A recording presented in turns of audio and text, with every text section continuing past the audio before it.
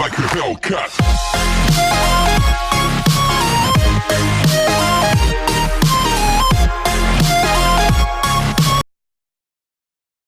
List is a construction worker's accidental discovery of the first comic book where Superman made an appearance. David Gonzalez of Hoffman, Minnesota decided to go out on a limb and purchase for $10,100 an old house that was to be torn down. He wanted to renovate it and hopefully make a profit reselling it, but little did he know what the house had in store for him. While he was pulling down the ceiling, he found a bunch of newspapers that had been stuffed in as insulation materials. Amongst these papers was a 1938 volume of Action Comics #1, which introduced the character of Superman and is now considered the most valuable comic book of all time, with only about 100 known copies in existence. As can be expected after 70 years of being used as padding, the book was not in great condition, and it became worse as David accidentally tore the back cover a few days after finding it. Nevertheless, he was able to sell the comic in an online auction for $175,000. And the house? He continued renovating it, but now vows that he will never sell it.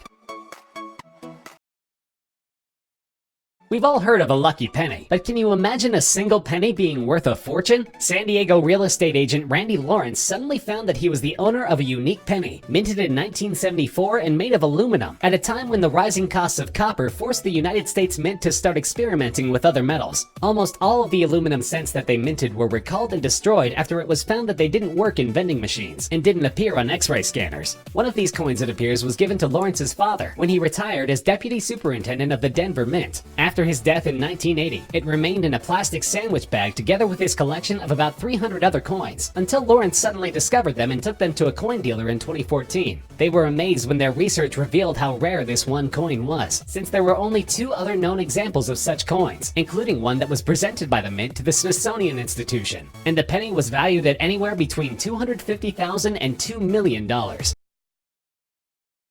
The Hand of Faith is the largest gold nugget in existence today. It was found in 1980 in Victoria, Australia by prospector Kevin Hillier. For 18 months, he'd been living in a caravan with his wife Bep and their 4 children, struggling to make ends meet as they traveled around Australia. Bep, a firm believer in the Christian faith, had been praying consistently for guidance and a helping hand to keep their family living comfortably. And it seems like God truly answered her prayers when Kevin literally struck gold. He was investigating a spot where his metal detector had gone off and found this 27-kilogram hunk of gold resting in a vertical position, just 12 inches under the surface of the ground. Kevin and Bep dug up the nugget and hefted it into their caravan, naming it the Hand of Faith, as from some angles it looked like a hand delivering a blessing. Their find received huge publicity in the Australian media, and they sold the nugget for a whopping $1 million to the Golden Nugget Casino in Las Vegas, where it is still on display.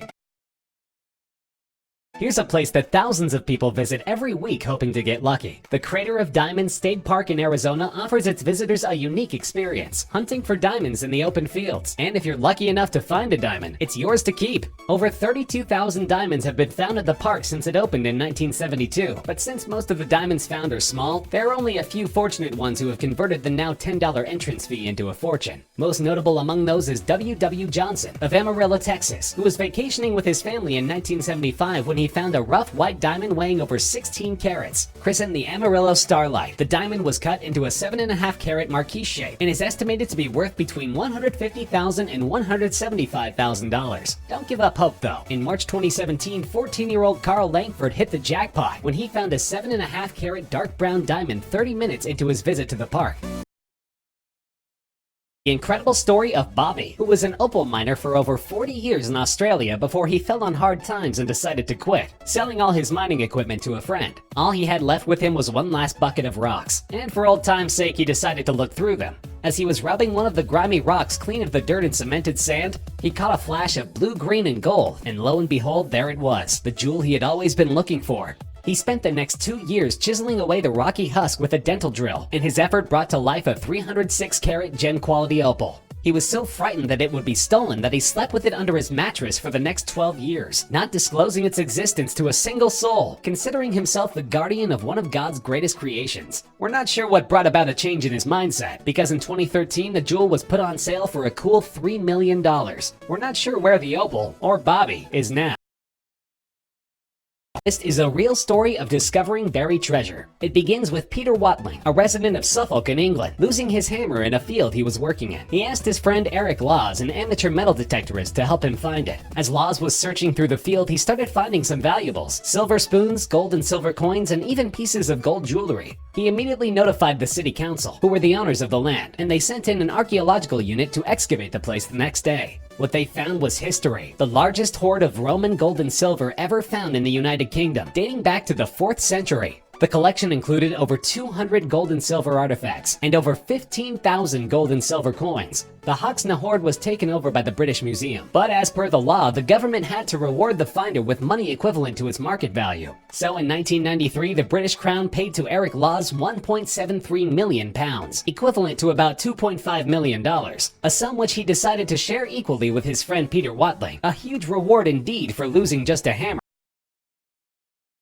This 19th century American artist might not have been very popular during his own lifetime, but owning his paintings has been a life-changing discovery for more than one person. In 1999, an anonymous Indiana resident was playing the Parker Brothers board game Masterpiece when he saw that one of the paintings featured in the game was very similar to one that he had at home, that he bought a few years ago for next to nothing to cover up a hole in the wall. Curious about its provenance, he searched the internet and got in touch with an art dealership, which authenticated the painting as Heed's Magnolias on gold velvet cloth, and also put him in touch with the Museum of Fine Arts in Houston, which paid a cool $1.25 million for the painting. Earlier that year, Christie's auction house in London sold a Heed painting called Two Magnolias on Blue Plush for $882,500. Its owner had bought the same painting 10 years before in a rummage sale in Wisconsin for $29. These are not the only such stories. In 1996, a lady bought a pair of Heed paintings at an Arizona garage sale for $100. She sold them both in an auction later that same year for a total of $1,072,000. Now that's a good reason to splurge at your next neighborhood garage sale.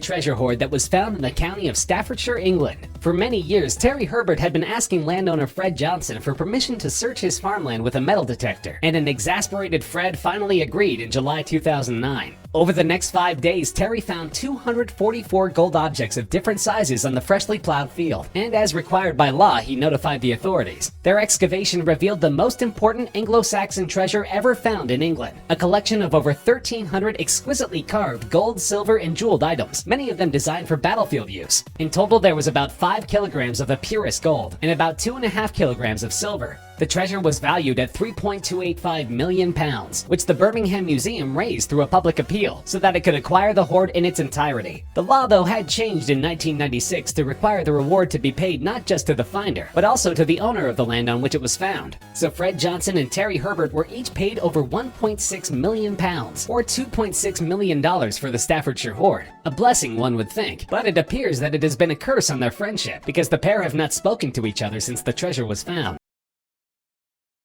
Copy of the Declaration of Independence that an unnamed man found inside a torn painting. He purchased the old country scene for $4 at a flea market in Adamstown, Pennsylvania, mostly because he liked the frame and wanted to reuse it. When he got home and tried to dismantle it, the frame broke, but hidden in the picture backing was an old folded document. A Civil War memorabilia collecting friend advised him to have it appraised, and turns out that it was a Declaration of Independence that had been printed at the instructions of the Continental Congress on the 4th of July 1776 to carry the news of America's independence to citizens across the 13 colonies. We'll never know how this particular copy ended up in this painting, but there were only 23 other known copies of this historic document, only 2 of which were in private hands. It was sold in auction in 1991 for $2.42 million, more than double the sum that had been anticipated. A declaration of financial independence indeed, for the lucky finder of this treasure. Our list is the miraculous story of a Midwestern scrap dealer who was combing through a flea market when he chanced upon a heavy bejeweled gold object. He bought it for about $14,000, hoping that he could sell it forward for a $1,000 profit to someone who'd melted down for the gold and jewels. He was unable to find any buyers who thought it was worth more than what he had paid for it, but he still believed in the value of the piece and turned to the internet to try and find out more about it. His search results flabbergasted him. He was in possession of the legendary Third Imperial Egg, made to order for the Russian Tsar in 1887 by jeweler Carl Fabergé. He couldn't believe his luck and flew to London to consult the Fabergé egg expert mentioned in the online article. The expert was equally stunned by the photographs he saw and flew back to America with the scrap dealer to verify the discovery. And right there, in a modest home next to some muffins on the kitchen counter, was the fabulous handcrafted Easter egg that had been believed lost for over 90 years. A purchase was quickly arranged on behalf of an unidentified private collector who reportedly paid $33 million for this emperor's gift. That's a profit of $32,985,000 more than what this lucky man was hoping to make from his flea market purchase. That's our list of the 10 luckiest discoveries that made people rich. Did you agree? Disagree? Do you know of other such strokes of luck that people have made a fortune from? Let us know in the comments section. We love hearing from you. No cut.